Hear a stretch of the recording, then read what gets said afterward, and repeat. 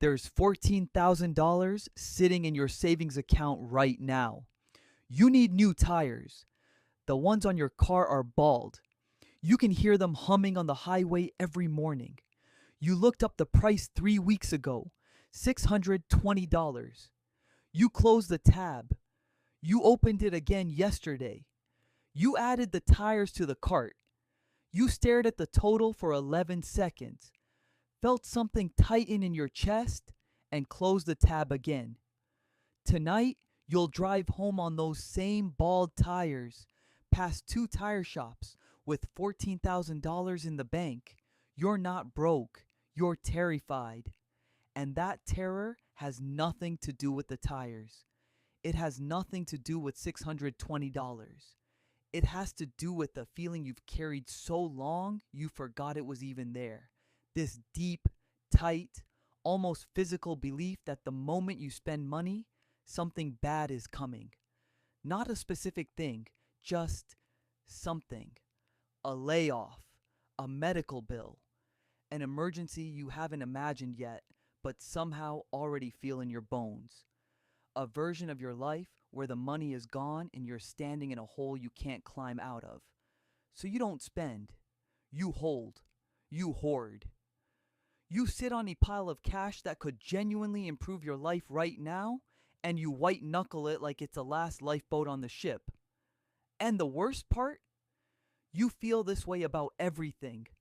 Not just the tires, the dentist appointment you've been postponing for 9 months, the winter coat with the broken zipper you keep wearing because the replacement is $85.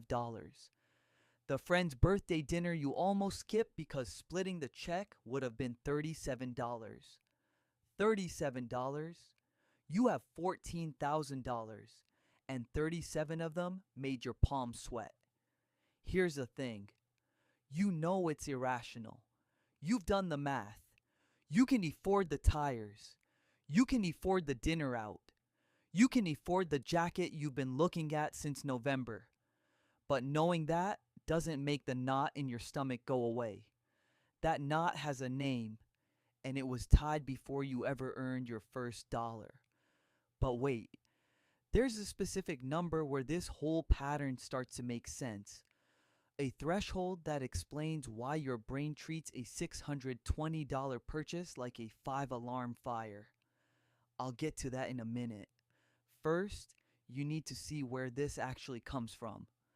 According to a 2023 report from the American Psychological Association, 72% of Americans report feeling stressed about money at least some of the time. But here's what that statistic hides. A significant chunk of those people aren't stressed because they don't have enough. They're stressed because spending any of it feels like pulling a pin out of a grenade. Therapists call it financial anxiety. Some call it money vigilance. Researchers at the University of Cambridge published findings showing that adult money behaviors can be traced back to patterns formed by age 7. 7 years old. Before you understood interest rates, tax brackets, or what a mortgage even was, your brain had already built a blueprint for how money works, what it means, and how dangerous it is to let go of it.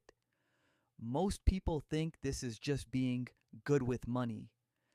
They see the person who never eats out, never upgrades, never buys anything without a coupon, and they think disciplined, careful, smart. But there's a line between careful and paralyzed. And if you've ever felt guilty buying groceries, or checked your bank account 4 times in one day, or let a half-price deal expire, and then felt a wave of shame for even considering it, you crossed that line a long time ago. You're not careful, you're controlled. And the thing controlling you isn't logic.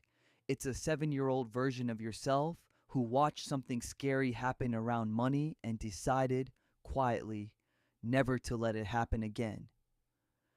Now let's talk about what this actually costs you, because it does cost you. That's a brutal irony nobody mentions. Meet Sarah. She's 34. She makes $72,000 a year. She has $41,000 in savings and zero debt. On paper, according to Federal Reserve data on household net worth by age, she's doing better than roughly 80% of Americans in her bracket. But Sarah hasn't taken a vacation in 4 years. She drives a car with a cracked windshield because the repair quote was $380 and she couldn't pull the trigger. She eats the same 6 meals on rotation, not because she enjoys them, but because she's pre-calculated the cost per serving down to the cent. $1.12 for lentils and rice. $1.47 for pasta with canned sauce. She owns one pair of jeans she bought in 2021. Sarah's friends think she's frugal. Sarah knows the truth. She's afraid. Every time she thinks about spending, her brain runs a simulation, not a rational one, a catastrophic one. What if I lose my job? What if the car breaks down completely? What if something happens and I need every single dollar in that account? The simulation always ends the same way, with Sarah alone, broke and helpless, standing in the hole. So she doesn't spend. She adds another $800 to savings. She eats lentils again. She tells herself this is responsible. But here's what Sarah never calculates. The cracked windshield reduces her visibility in rain. She drives slower, grips a wheel harder, arrives at work already tense. The bald tires she's also been putting off increase stopping distance by up to 30%, according to the National Highway Traffic Safety Administration. She knows this. She Googled it once at midnight. She still hasn't booked the appointment. The stress of constant financial monitoring is destroying her sleep, which a Harvard Medical School review linked to reduced cognitive performance, weakened immunity, and higher risk of burnout. She's tired at work. She makes small mistakes. Her manager noticed last quarter. The stress of protecting the money is quietly degrading everything the money is supposed to protect. She's spending her health to save her wealth, and she's still losing. The money in your account isn't protecting you if the cost of keeping it there is your actual life. And this is where the psychology gets razor sharp. There's a concept in behavioral economics called loss aversion. Daniel Kahneman and Amos Tversky demonstrated that for most people, losing $100 feels roughly twice as painful as gaining $100 feels good. Your brain is literally wired to overweight the pain of loss. But for people with deep spending fear, that ratio isn't 2 to 1. It's 10 to 1, maybe 20 to 1. The thought of the account balance dropping triggers the same neural alarm system as a physical threat. Your amygdala fires, cortisol spikes, your chest gets tight. Your hand pulls back from the checkout button like it touched a hot stove. You're not making a financial decision in that moment. You're having a survival response. Your body thinks the $620 tires are a predator. And here's the contrast flip most people miss. Conventional wisdom says spenders are the ones with the problem. The person buying lattes and sneakers and upgrading their phone every year, that's a cautionary tale. That's who needs the intervention. But underspending is just as destructive as overspending. It just gets applauded instead of criticized. The overspender ends up in debt. The underspender ends up in a life they never actually lived. Both paths lead to the same destination, regret. Now you might be thinking, okay, but at least the underspender has a safety net. At least they have savings. At least they're not drowning. And that's true. Savings matter. Cushions matter. But safety nets have a purpose. You're supposed to use them when you fall. If you never let yourself walk the wire, the net just sits there collecting dust while you stand frozen on the platform, watching everyone else cross. Your savings account is not a scoreboard. So, where does this pattern actually come from? Why do some people carry this weight and others don't? The research points to three root systems. First, childhood. If you grew up in a home where money was scarce, unpredictable, or a source of yelling behind closed doors, your brain encoded money not as a tool, but as a threat.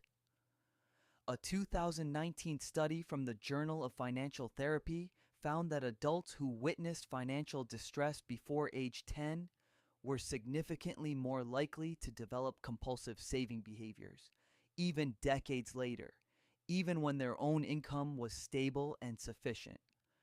The scar outlasts the wound by 30 years. Second, identity. Somewhere along the way, you built your entire self-image around being the responsible one, the one who doesn't waste, the one who always has a cushion, the one other people come to when they need $200. And now spending feels like a threat, not just to your balance, but to who you are. Buying the tires isn't just $620 leaving your account. It's a crack in the identity you've spent years constructing. Think about it. When someone calls you good with money, that feels like a compliment. It feels like proof that you're doing something right. So every purchase becomes a referendum on your character. Not, can I afford this? But what kind of person spends money on this? You're not evaluating a purchase. You're defending an identity. You're not losing money. You're losing yourself. Third, control. When everything outside feels chaotic, job market shifting, rent climbing, headlines screaming, your bank balance becomes a one number you can manage. You can't control inflation. You can't control layoffs. You can't control the economy. But you can control whether you spend $4.50 on coffee this morning. So you grip that $4.50 like it's the only solid ground left. And every time you say no to something, you feel a tiny hit of relief. Not happiness. Relief. There's a difference. Happiness comes from something good happening. Relief comes from something bad not happening. And if the only positive emotion your money ever gives you is relief, you're not wealthy. You're a hostage who's grateful the guards are quiet today. You're not managing money. You're managing fear. And fear is a terrible financial advisor.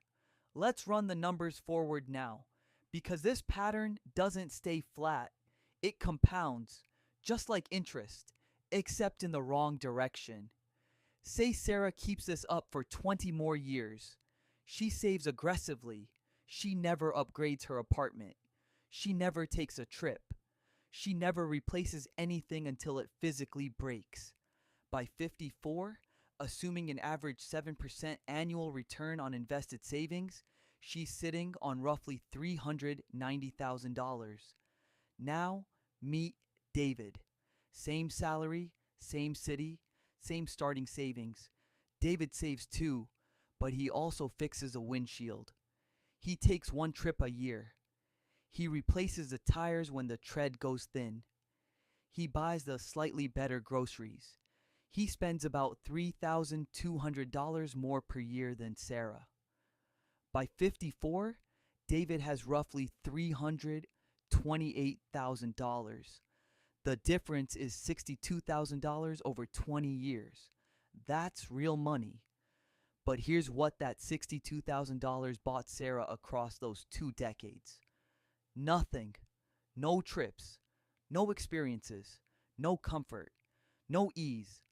20 years of lentils and cracked glass and a knot in her stomach that never once loosened. 20 years of choosing the cheapest version of every single day. David has $62,000 less and 20 years of actually living. Here's what David's extra spending bought him. A week in Portugal with his partner, $2,800. Tires that gripped the road when a truck cut him off in the rain. A mattress that didn't destroy his back. Groceries that included vegetables from this century. A dentist visit that caught a cavity before it became a root canal that would have cost $1,400. Sarah saved $62,000 more. David saved his 20s, his 30s, and most of his 40s from disappearing into a fog of calculated deprivation. $62,000 over 20 years is $3,100 a year. That's $258 a month. That's $8.49 a day. $8.49. That's a price of living like a person instead of a vault. And now, here's the threshold I promised you earlier. Behavioral researchers, including work referenced by Vanguard's Investor Behavior Studies, have found that beyond roughly 6 months of essential expenses and liquid savings, additional cash hoarding produces almost zero marginal increase in actual financial security, but a measurable increase in anxiety. The safety flattens out. The fear doesn't.